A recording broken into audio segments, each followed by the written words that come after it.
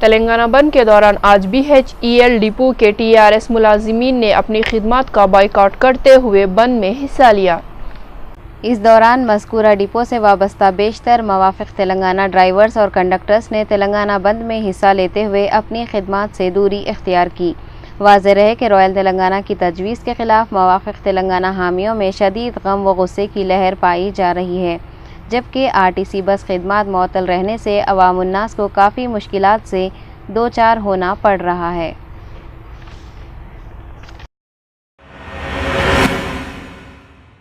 दिल्ली में असेंबली इंतखाबात के लिए रायदही में रिकॉर्ड 67% पोलिंग हुई। इन इंतखाबात को मुजव्विज़ा लोकसभा इंतखाबात से पहले हुक्मरान कांग्रेस के लिए एक आजमाइश समझा जा रहा है। वाज़ेह रहे कि पहली मरतबा दिल्ली में सैरुखी मुकाबला हुआ, जिसमें रिवायती हरीफ BJP और नई जमात आम आदमी पार्टी भी मैदान में है।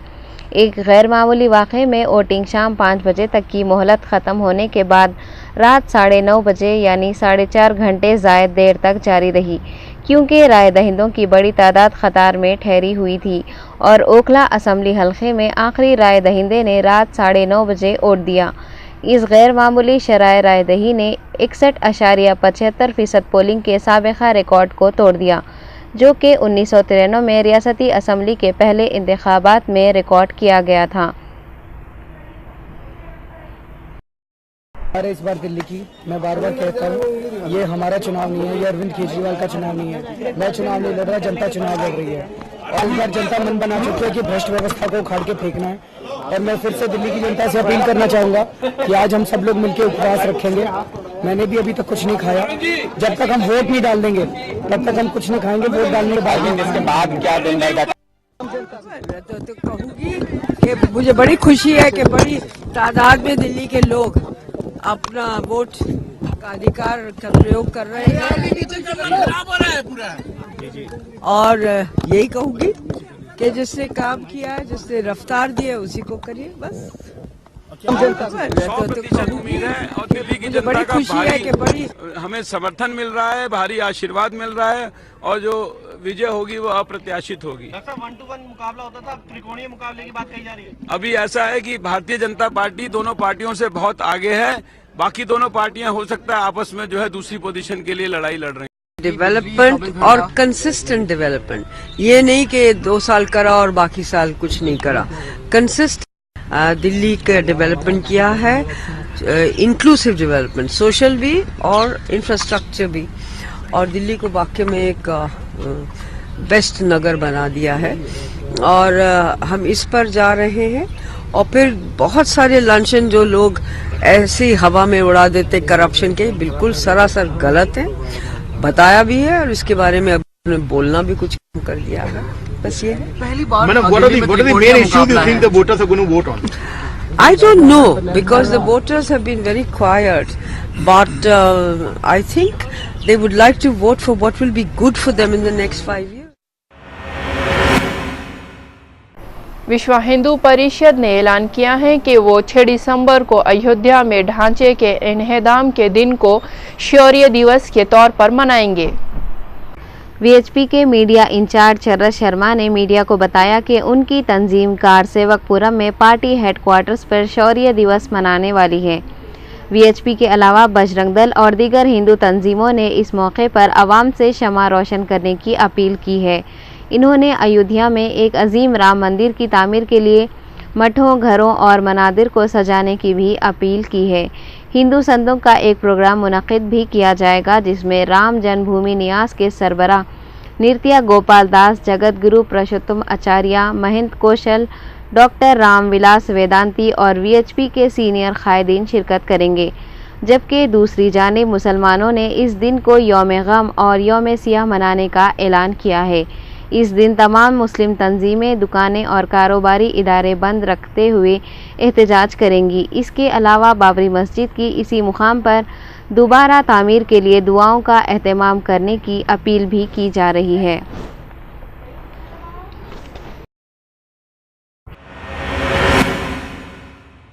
मुल्क के मुख्तलिफ सरकर्दा TV चैनल्स की जानिब से कराए गए मुख्तलिफ एग्जिट पोल्स में पेश क़यासी की गई हैं।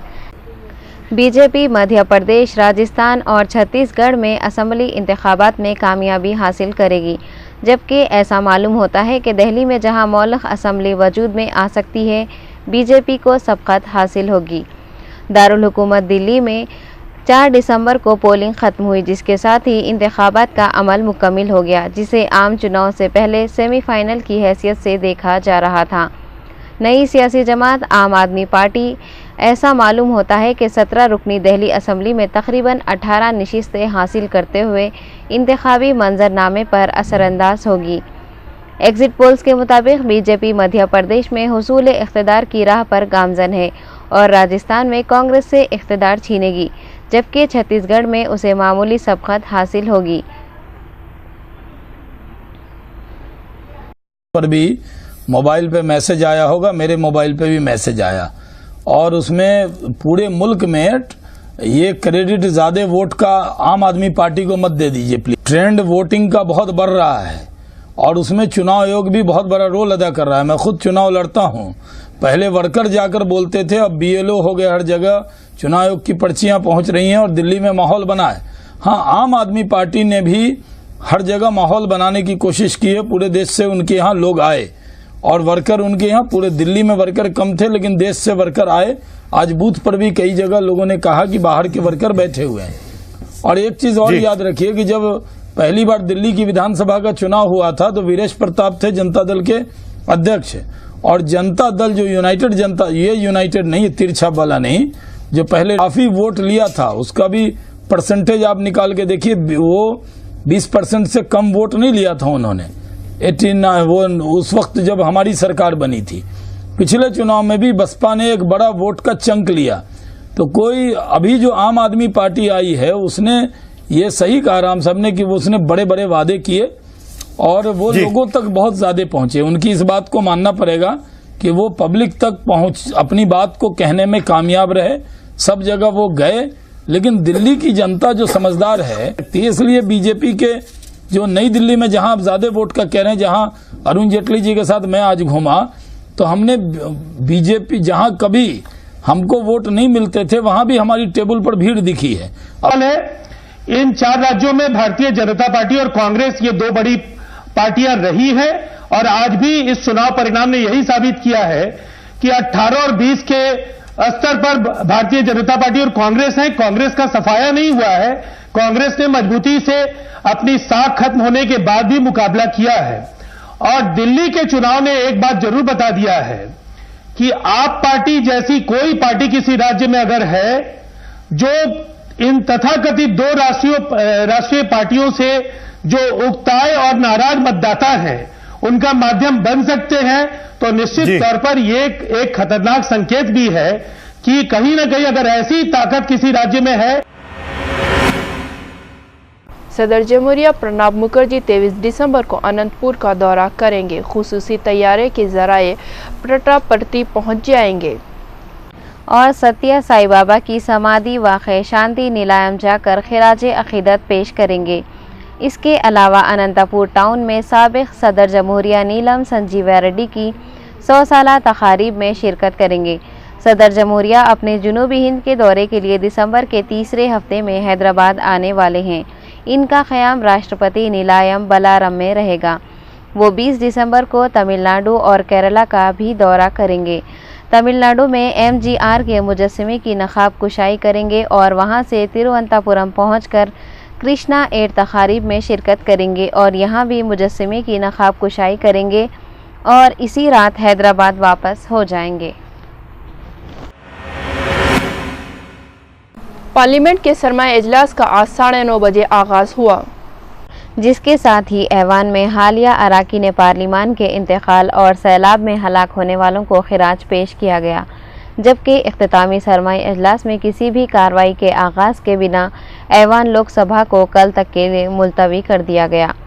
सरमाया इजलास के इख्तितामी दिन पर UPA सदर नशीन सोनिया गांधी, वज़ीर आज़म मनमोहन सिंह और हिज़्ब इख्तिलाफ जमातों के तमाम कायदीन भी मौजूद थे। तौक़े की जाती है कि इस पार्लिमानी अजलास में कई हिसास मसाइल पर हंगामा आराई हो सकती है। और आखिर में सुर्खियां एक बार फिर।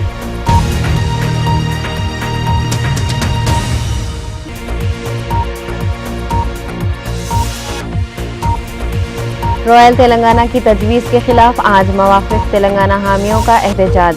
बंद के दौरान बेशतर अजला में तमाम तालीमी व तिजारती इदारे मसदूद, जबकि बेशतर आरटीसी खिदमात हुई मअतल।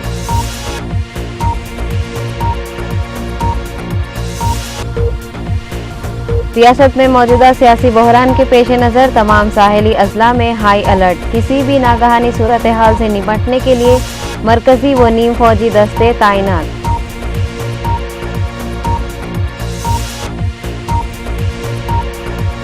जिला नरगुंडा में बीडीएल ओहदेदारों को कबायलियों की बरहमी का सामना। सरकारी अराजियात से कब्जा बर्खास्त करवाने का शाखसाना।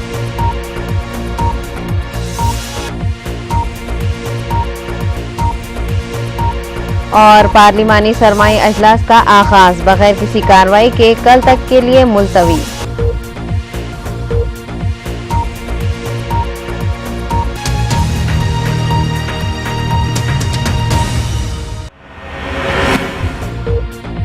तो रहिए ना बेखबर, देखते रहिए खास खबर सिर्फ रूबी पर। नाजरीन, हम फिर दोबारा हाजिर होंगे कुछ खास नई खबरों के साथ। तब तक के लिए शहाना को दीजिए इजाजत। अल्लाह हाफिज।